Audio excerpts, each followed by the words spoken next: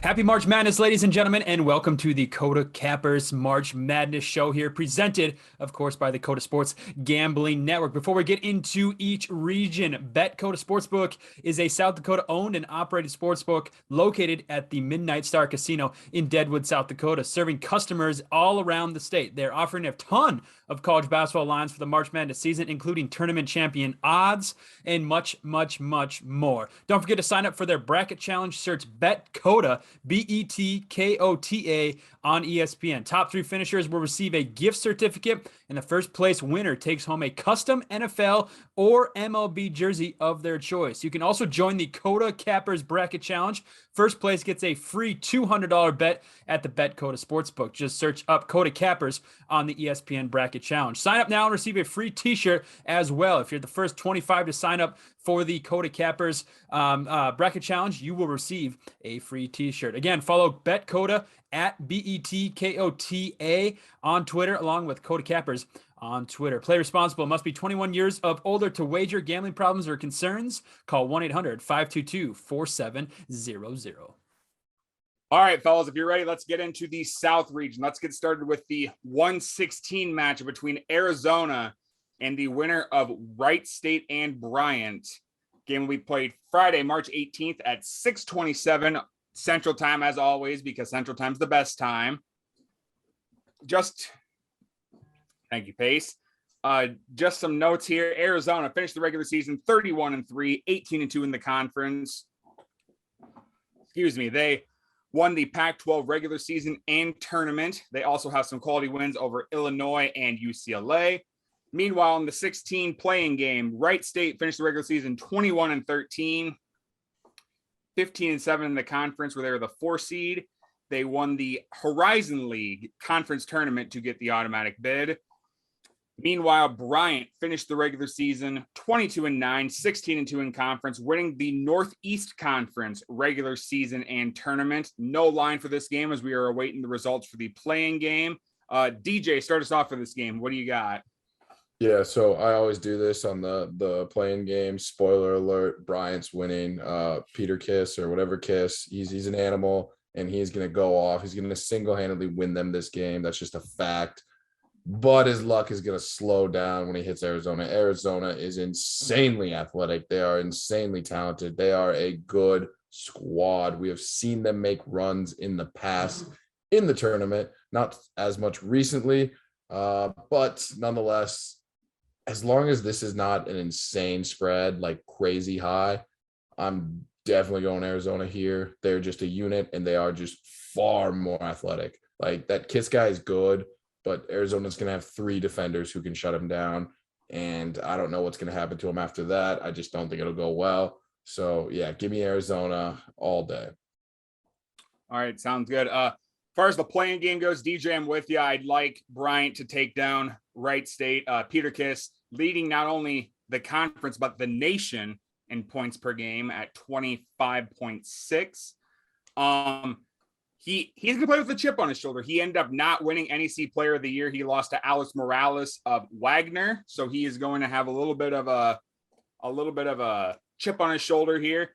So I think Bryant will win. But like you said, DJ, I think Arizona is going to beat him fairly handily. It depends on the spread here. If it's anything above 15, I would take Bryant. If it's anything under that, I'm going to take Arizona. I really, really have been sold all year long on Benedict Mathurin from Arizona. I think he's going to be a beast this year in March Madness. So I am going to take Arizona to win this game. VFC, what do you got for this game? I think the playing game is going to be interesting. I'm actually gonna fade you guys a little bit. I feel like Bryant, like people are going to be all over Bryant. But I like this strictly because it's in Dayton. I mean, this is in Wright State's backyard for the playing game. So I'm going to give it to Wright State over Bryant there. I think they play in a tougher conference. They've seen a lot more, but either way, that doesn't matter. This team has to go wheels up from Dayton, Ohio to San Diego and play 2 days later against the number 2-1 seed. Like, they're going to get cracked. I love Arizona in this game, but yeah, I'm going Wright State just to have to fly to San Diego 2 days later and get destroyed. All right. Sounds good. Dan, I know Big Sky's your main conference, but I know you know a little bit about the NEC. So what are your thoughts about the playing game and the game after that? Well, it's the other league, the Horizon League, that I know a fair amount about. But these teams can't play defense.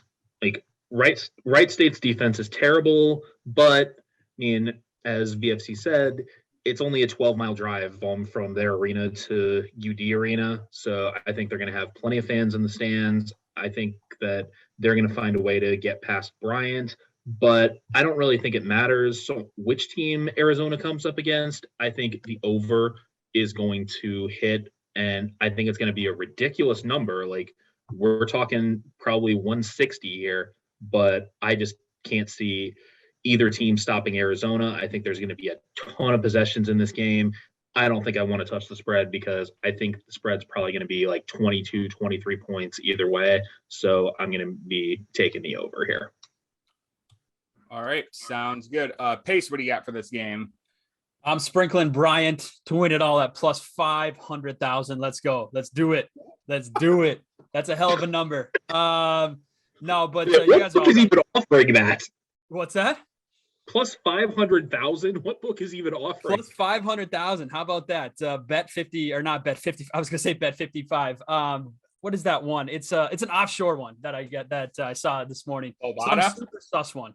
It's probably not even real, honestly. They're not even gonna make the field of 64. So what a shame. It's probably not even real, but I did see it online, so I'm gonna try and sprinkle that. I know I won't be able to, but again, you guys are all right. It's Arizona.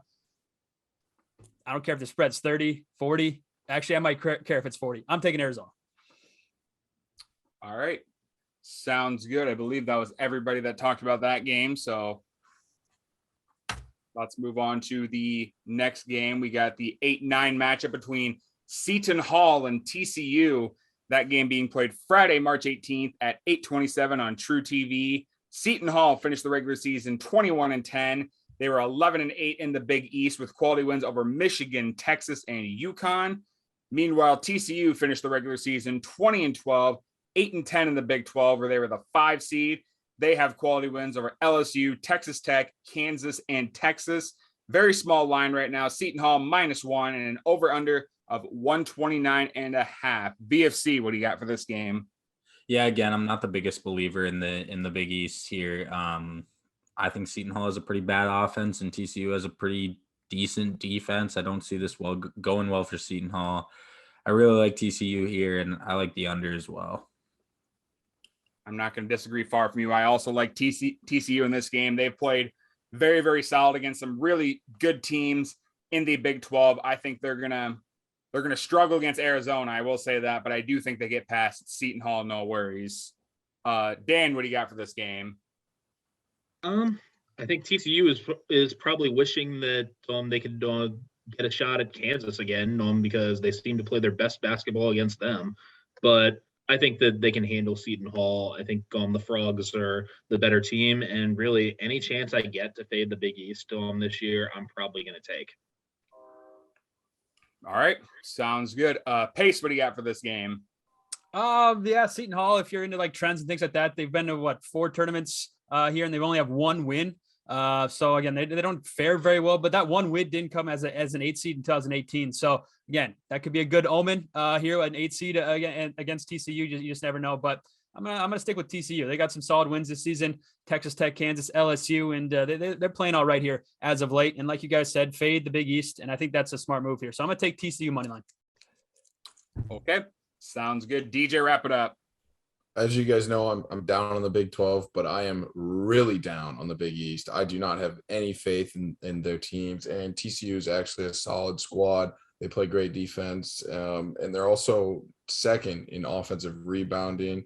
And then on top of that, TCU covers the spread. 10-5 on the road this season, 11-5 as an underdog. They're just, and whereas Seton Hall 8-14 is a favorite. I don't think this is a good matchup for Seton Hall. I just think TCU is better defensively and just more well-rounded, has a better resume. And I think TCU kind of whops them a little bit. So yeah, this is almost free money taking TCU plus 1 here. I don't know if it's free money because we just group sent it, but still. We're going with it. So let's go now to the 5-12 matchup between the 5 seed Houston Cougars taking on the 12 seed UAB Blazers. Game being played Friday, March 18th at 8:20 Central Time on TNT. Houston finished the regular season 29-5, 5-3, in the American Athletic Conference, where they won the regular season and conference tournament. UAB on the flip side finished the regular season 27-7. They were 14-4 in Conference USA, where they were the 2 seed. Ended up winning Conference USA tournament to receive the automatic bid. The line right now, Houston minus 8.5 and an over-under of 135. So I'll go first. I don't know how much a Conference USA tournament you watched, but a lot of news outlets are talking about him. Jelly Walker from UAB is so fun to watch. He's going to be a name that you remember in March Madness. I think he's going to do really well and score a lot of points. Houston, on the flip side, scores 75.8 points per game. I really, really like the over of 135 in this game. DJ, what do you got for this game? Yeah, I mean, you kind of have polar opposites here. You got UAB, who's an offensive, juggernaut, and then you have Houston, who's a little more defensive oriented. A lot of the public's on UAB, and I get it. They're kind of more fan favorites, but I think I'm gonna ride with the public here, and it makes me sick saying it. But yeah, UAB is super talented. They're one of the best 3-point shooting teams, and they are just an explosive offense. And I think that's huge in the tournament. Like, teams that can score. Obviously defense wins championships, but offense can win you games. And I think that's one of the scenarios here. And I think UAB plus 8.5, I think they can cover. I'm not saying they win, because if Houston wins, it'll be, barely scraping by. So I think UAB covers almost every time here. Okay, sounds good. VFC, what do you got? I really like Houston here. I think UAB is a very, very good team, but I love Houston. I think they're the number 4 Ken Pom team right now, and they're a number 5 seed. I don't know. One of the better teams in this tournament and seemingly hot. I mean, they just beat up on Memphis. I like Houston here. I think 8.5 does seem like a lot. I understand why a lot of people are on UAB. I could see them covering, but I'm going with Houston. All right, sounds good. Pace, what do you got for this game? Houston's a little banged up, right? Sasser's been out since January. So, but again, they really haven't missed too bad of a beat. They 59 points per game defensively. They score about, I think they've only given up 70 points. That games that didn't go to overtime once, or I believe, or 3 times this season. I think it was 3 times. Anyways, UAB, love him. Kennedy, the coach, he's a strong candidate. He might go somewhere else. I think he was at Mississippi for like 12 years or something like that. So, he might ditch after this year as well, but I don't know. 8.5 seems like a lot of points for a Houston team that's a little banged up. Not saying UAB is going to win, but I think they'll cover here. I'll take them plus 8.5. Okay, and Dan, wrap it up.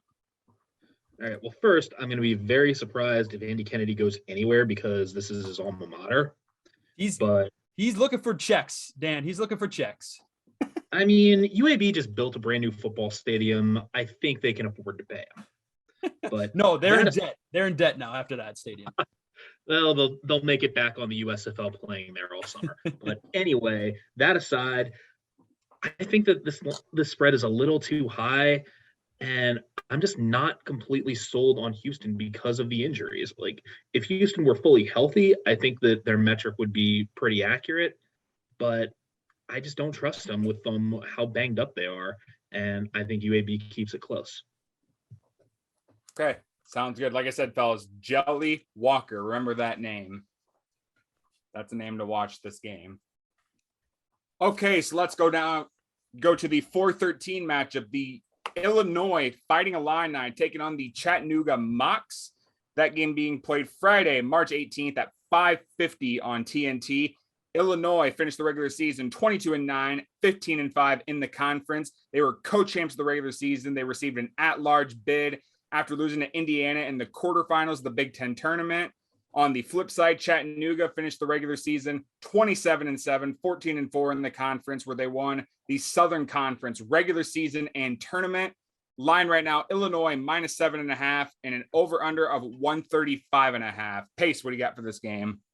Nuga, I know a lot of people like Nuga here over Illinois. I know Nuga got in with a buzzer beater in overtime. So, I mean, if that doesn't go their way, they're not even here. So a hell of a shot by those guys to get into the tournament. Illinois, though, they got some dudes, obviously. And I think they're a little banged up too, but with Kofi down low, I think it's going to be too easy here. So again, I know a lot of people like Nuga, but 7.5, I'm gonna roll with here, Illinois. I think this can be an easy cover. Okay, sounds good. DJ, what do you got for this game? Yeah, Illinois is not giving me much hope after their, showing last year, getting upset by Loyola with all the hype as a 1 seed. I am a Big Ten homer, but I just don't like them in this game. My one question is, can you stop Kofi Coburn? Because he gets the team going. When he can't get feast on offensive boards and kind of just dominate the game on the rebounding and defensive side of things, Illinois does not do well. They need him to get going, and if he does, they dominate. But the mocks here have Silvio De Sosa, a Kansas transfer, and I think he can do a great job of kind of containing him and keeping him from, just unleashing what he can do and, keeping him from just dominating. And on the flip side, they also have Malachi Smith and David Jean-Baptiste, who are two probably the most talented scorers on the floor, in my opinion, because I don't really think Kofi's a talented scorer. I think he's just big. He's massive. That's really all he is. Give me the nukes or the mocks, the Nuga at plus 7.5. I honestly think either Illinois barely wins this game in some BS at the end, or I think this is an upset here. I think this is a good upset territory. Illinois just has not given me much confidence. So yeah, Nuga all the way. I love this one. I love this one a lot. All right. I hate to be on the flip side of my dear cousin and co-host DJ Luch, but I'm taking Illinois minus 7.5. You mentioned it, DJ. All the 3 guys I was going to mention, I really, really like out of all of them. I like Malachi Smith the most. He's a really, really solid scorer, 20.1 points, shooting over 41% from behind the arc. Very, very impressive scorer. But I think Silvio is going to have a hard time guarding Coburn. I think that Coburn's going to be the X factor in this game. I think Illinois is looking for some revenge and a statement game to come out in March Madness to prove they are a solid team. I like Illinois minus 7.5. Dan, what do you got for this game? I mean, it's all about whether or not Illinois can defend the 3-point shot here, because Smith and Jean-Baptiste, if they get hot, then Chattanooga is going to keep this close. I think it's going to be a tight one, and Illinois has been playing a lot of close games lately, so I kind of lean toward Chattanooga to stay within 3 possessions. I think this is one that Illinois wins by 5 or 6. I think Illinois does win, but Chattanooga gives a good account of itself here. All right, and VFC, wrap it up. I feel like everybody's all over Chattanooga here. Again, this is another popular upset spot for people.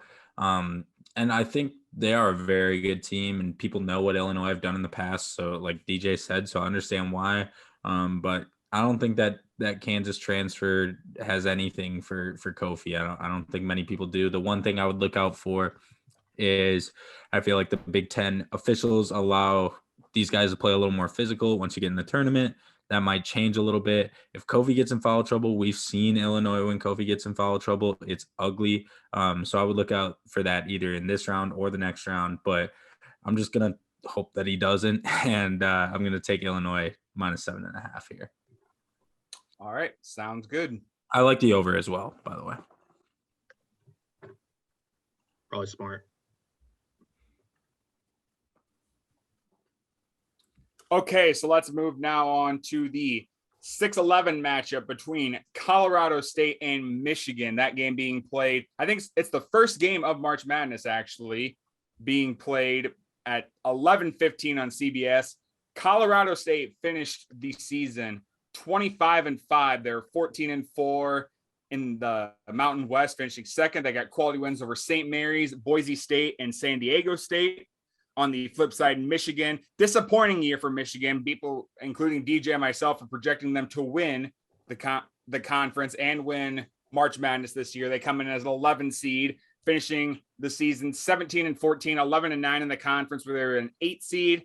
They have quality wins this year over Iowa and Ohio State. The 11 seed is getting the points getting favored here at -2.5 for Michigan and an over-under of 139.5. Dan, start us off.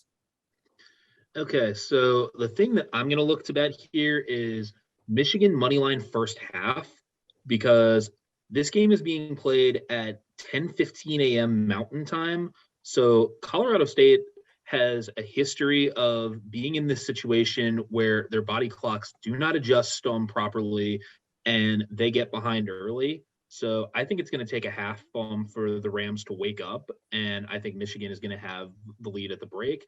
Whether Michigan can sustain that lead, I'm not sure. I think the Wolverines have the better play down low, so I lean toward Michigan to cover this, but this is one where I'm going to take the first half bet and get out. All right, interesting play there. DJ, what do you got for this game? I'm a Big Ten homer, but I will be the first to say I don't think Michigan should have made the tournament. This team has no confidence right now. They have not been able to string. Well, they just hasn't figured it out all year, honestly. Like, they just really haven't gotten the ball ever rolling. And then in saying that, I don't like that I'm going Colorado State here, but they do have what I would deem one of the best players in the country that you've probably never heard of, and that is David Roddy. David Roddy he's built like a tight end. He can dribble and he can pass, and the dude can score. He's shooting 45% from three this year, 57 from the field, and he scores 19 points a game. And I think, Michigan probably not even being able to get in my opinion, and Colorado State being the underdog, I think they carry a little chip on their shoulder. And Dan's point kind of scares me a little bit about the whole Mountain Time, and this definitely could happen. And I definitely could see Michigan getting out to an early lead. But if I know one thing about Michigan, it's that they can find a way to blow this game. And I think they will. So I'm definitely looking to live bet Colorado State. But for here, I'll take Colorado State plus 2.5.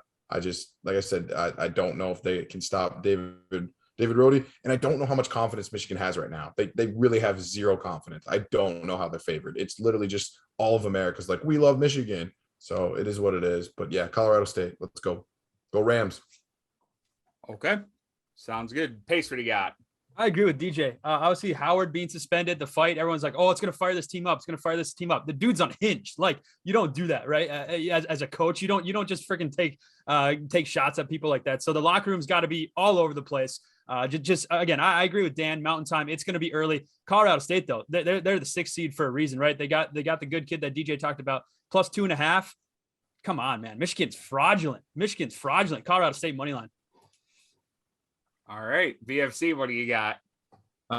Yeah, that was going to be my biggest knock against Colorado State, is the fact that this is starting so early as well. Michigan, I think, like Dan said, it has the advantage down low, but I think a lot of people like Michigan in this matchup because of the name value and the fact that they do have so many big wins, and I think that's why they are in the tournament. Their strength of schedule is incredible. They have a lot of great wins, but they also have some really, really bad losses. And I'm just not sure that they're going to be able to get up for this game as much as Colorado State. I love the Mountain West in this tournament for some reason. So I'm going to take Colorado State. Over under, I'll probably stay away from, but I think this is kind of a contrarian look, but I do like the over if I have a gun to my head. Okay. Points. Sounds good. And to wrap it up, this game was tough for me because Colorado State does have really, really solid players. They did fairly solid in the Mountain West, which is very competitive this year. But on the flip hand, Michigan has proven they can beat those really, really solid teams. They gave Purdue one of their few losses this season. They beat Iowa in Iowa City. They beat Ohio State in Columbus.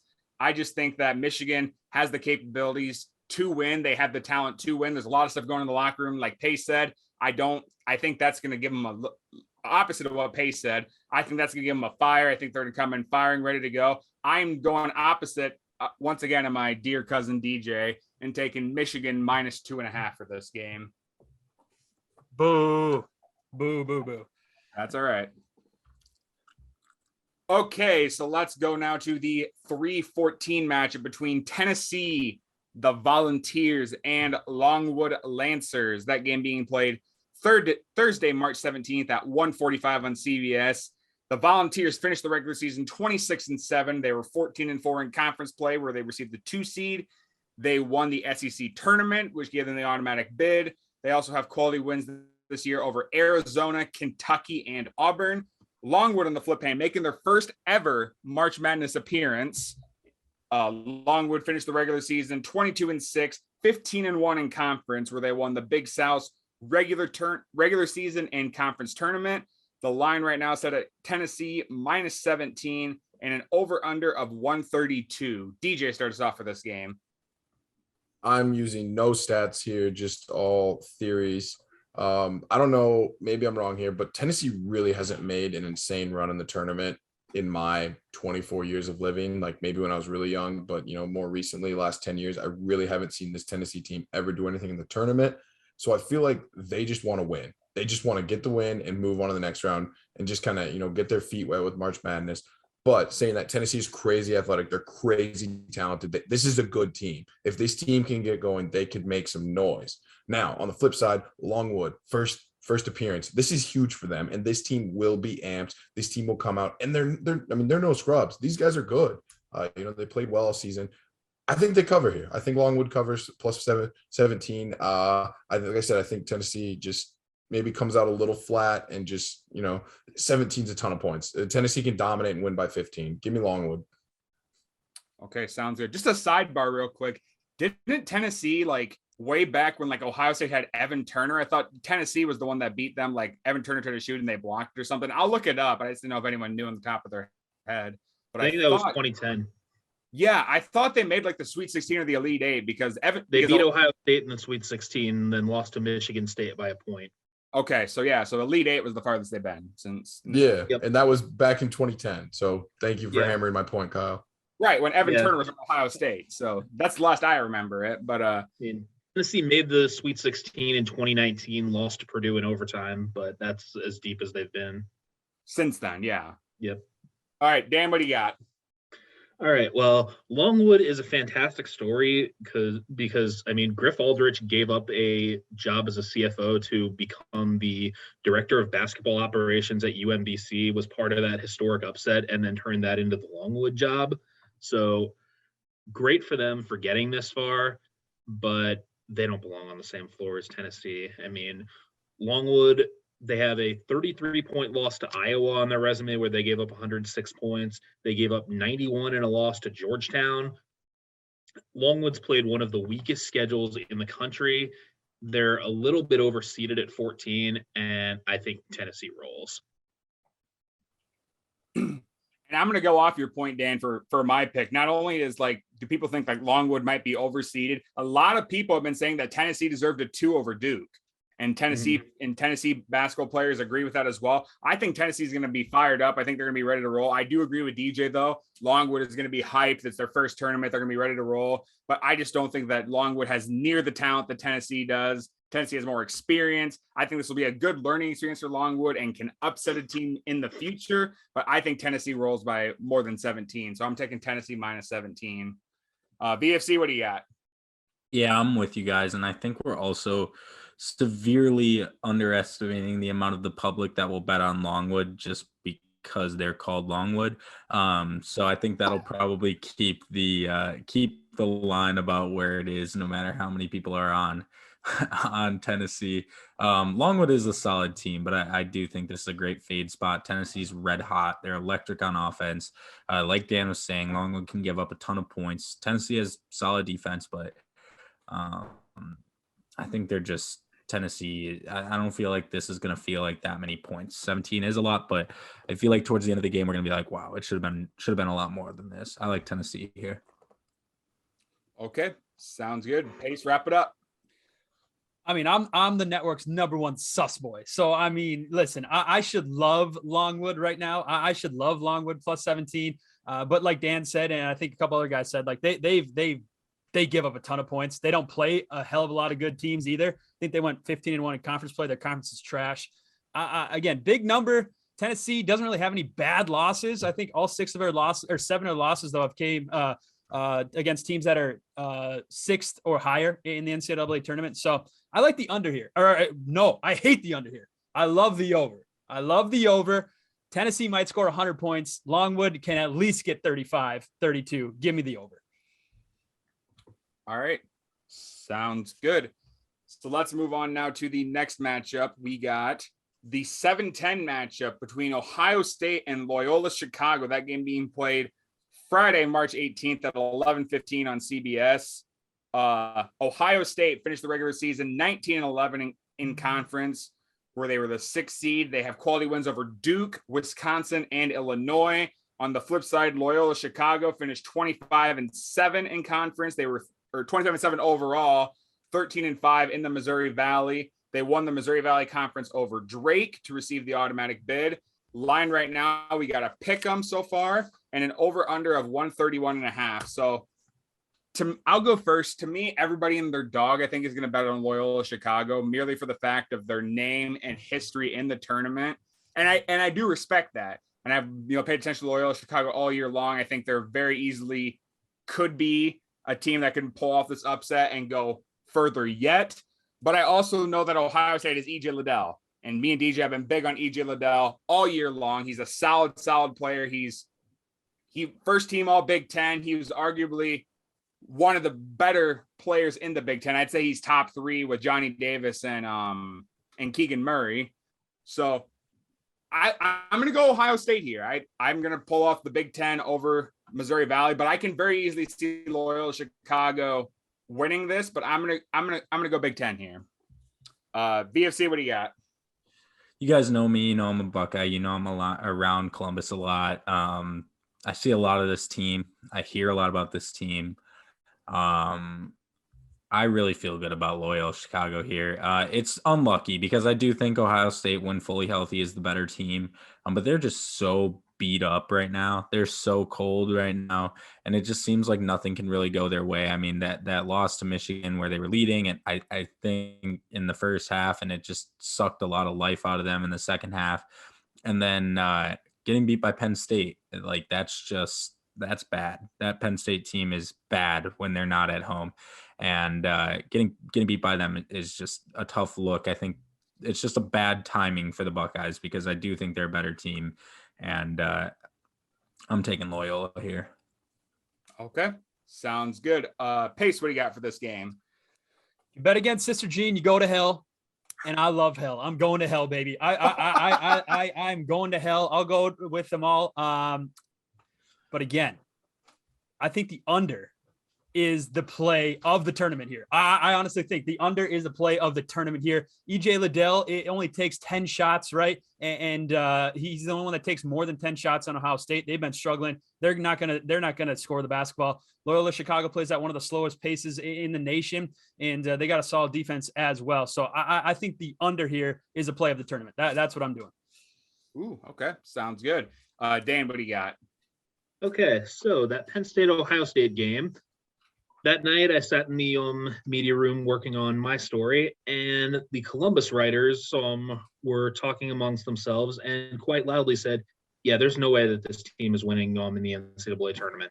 And they know what they're doing. They know Ohio State pretty well. Having seen them for myself, there's no way that I'm touching Ohio State here. Plus, I can't go against my guy, Mauro Morgan, assistant coach at Loyola.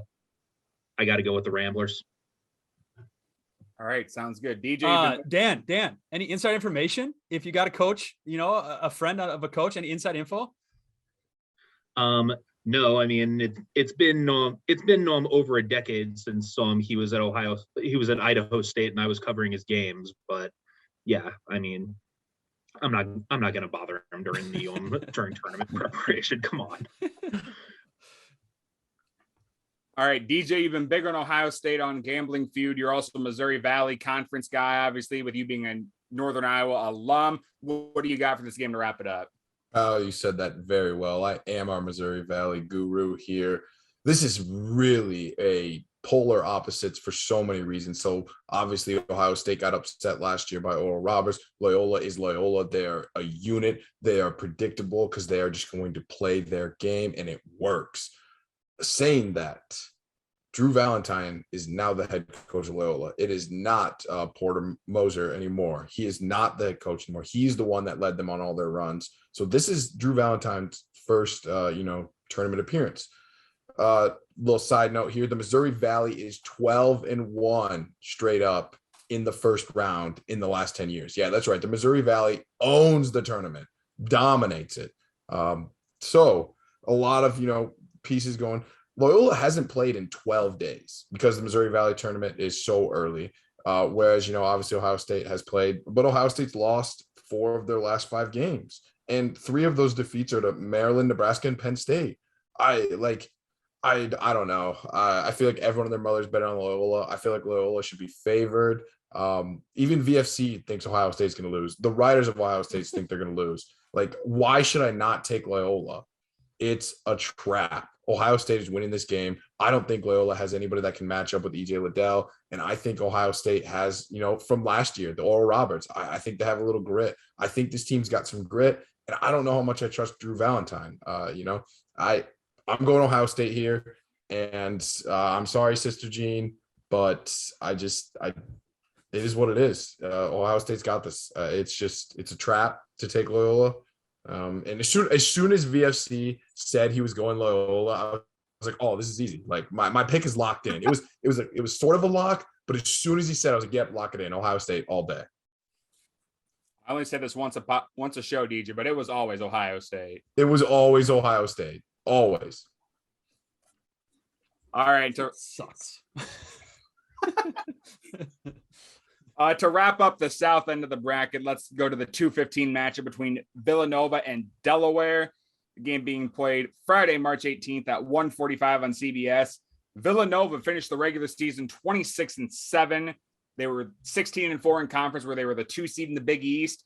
They won the Big East Conference tournament and also have quality wins over Tennessee, UConn, and Providence. On the flip side, the Fighting Blue Hens of Delaware finished the regular season 22-12.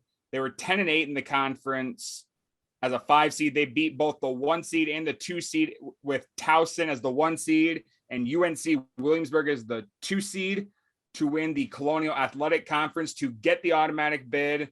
The line right now, Villanova minus 15.5 and an over-under of 133.5. Pace, what do you got for this game? 5 of the Wildcats, 7 losses have come when an opponent has topped 70 points or more. I don't think Delaware is going to score that many points here in this game, so I'm going to take the under 133.5. Okay, sounds good. Dan, what do you got for this game? Man, that's a bold pace, because Villanova totals are the hardest thing to figure out in the country. Like, I just don't want to touch anything related to that at all. I'm going to go with Villanova to cover, just because I don't think Delaware is going to be competitive in this game really at all. I think the Blue Hens are just happy to be here. And yeah, I think Villanova has an easy time with this one. Dan, I'm right there with you. I do want to give a little respect to Delaware, beating the number 1 and the number 2 seed to win a conference. I don't care what conference it is. Very respectable. So glad they're in. Unfortunately, Villanova is just a workhorse. Really, really like Gillespie. I believe he won Big East Player of the Year. He's a Wooden Award semifinalist. Not as solid of a Villanova team as years past when they've won it, like DJ has said. But I do think that Villanova has what it takes to beat Delaware by more than 15. So I also am going to take Villanova minus 15.5. DJ, what do you got for this game? TCB, taking care of business. Villanova is just always in the tournament. And unless they lose in the first round, they are always competitive. I feel like they play a very consistent, like they're literally just a more athletic Loyola, honestly. Like they play a very consistent game, and they're just smart, and they're always good in the tournament. As you guys mentioned, Delaware 10-8 in their own conference. And now you're going to tell me they're going to cover against Villanova because they got hot for a little bit? No, GTFO, no way. Give me Villanova. They're used to the tournament. They're ready to roll. They're going to stomp Delaware. They might win by 30. Like it's going to get ugly quick, and then Villanova's going to get their starters out and just put it in cruise control. Yeah, easy money here, Villanova. All right, and BSC, wrap it up. Villanova's not a team you want to have a bad defense against, and unfortunately, that's exactly what Delaware brings to the table. Nova's really experienced. Hard not to love Jay Wright in March. I like Nova. I like the over in this as well, actually. All right. Hard not to love Jay Wright in March as long as it's an even year. In an odd year, Villanova never gets past the Sweet 16. But in an even year, yeah, Villanova's dangerous. There we go. So before we say our picks, Pace, I have a bone to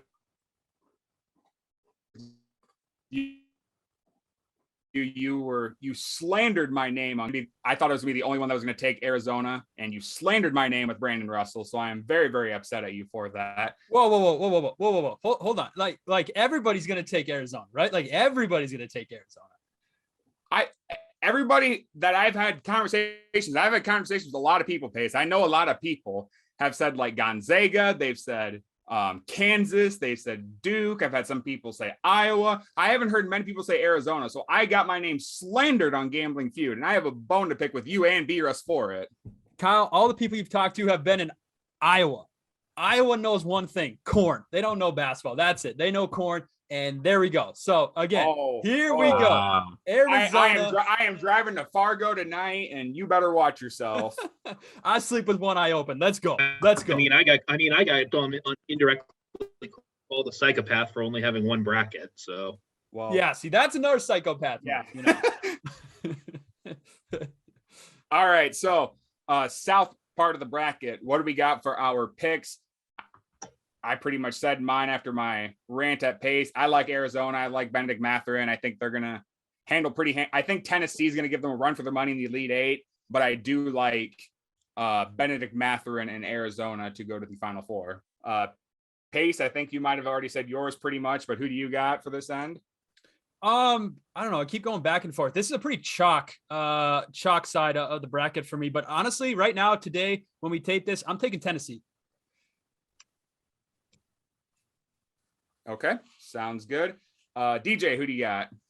So I now have a bone to pick with Pace because he said all we know about in Iowa is corn, and that's just incredibly wrong. Like we are the beef state, we are the pork state. I believe we're up there in chicken and like eggs and stuff. Son of so a like, farmer, Pace. yeah, don't just say corn, my guy. DJ's family's a literally pork. Don't you guys like farm pork? Like, yes, of course you would say that. You don't farm pork, my guy. That doesn't even make sense. You raise pork for slaughter, and we raise pork, we raise beef, we farm corn, we farm soybeans. I used to have chickens of my own, but RIP. Nonetheless, yeah, so we're not just corn. We're corn and beef. Like the Iowa offensive linemen aren't just eating corn; they're eating beef, my guy. All right. Anyway, saying all that, as you guys know, I think Ohio State's going to beat Loyola, so I'll go with Loyola here. No, I'm kidding. I got to wait. What? Go with Loyola when I said they're going to lose first round. It'd be savage, but no, Tennessee here. Every year I think Arizona's going to do something, and they look amazing, and they have all this hype, and they're super talented. They find a way to bust. Like I don't know what it is, they just do. And like, I so want Arizona. I think Arizona is the clear-cut lock here. But because of those reasons, Tennessee's going to win. It's just simple as that. Yeah, Tennessee all the way. Sounds good. VFC, who do you got in this end of the bracket? I'm taking Arizona. It feels chalk, but I really do think they're easily a top 3 team in this tournament. And I really like their matchups all the way through until the Elite Eight. And I think if they do match up with Tennessee there, I think I'll give them the edge in a close game. All right. And Dan, who do you got? I mean, this Arizona team kind of reminds me of a few years back when Gonzaga was getting a 1 seed, and before Gonzaga finally got to the Final Four, everyone was asking, well, who is this team really beaten? And it's like, well, why aren't we asking the same questions about Arizona? Because the Pac-12 was not very good this year. I mean, you had UCLA, a USC team that limped into the tournament, and nothing else. So honestly, I think Arizona's going to get picked off by Illinois, and I like Tennessee to beat Illinois in the regional final. Okay, sounds good. Everybody and their dog's going to pick Arizona, but me and VFC are the only ones on them, Pace. Fair point. All right. Nope. I accept your apology. Wait, did I apologize? Yep. You apologize on behalf of you and BRS. All right. So that'll do it for the south end of the bracket. Again, we have 3 more videos on YouTube. Be sure to follow our page at Kota Sports Gambling Network. We got 3 more videos coming out, and follow us on Twitter at Kota Cappers. I believe we're also on Instagram as well. Be sure to check us out, and good luck with your brackets. Iowa, we the beef.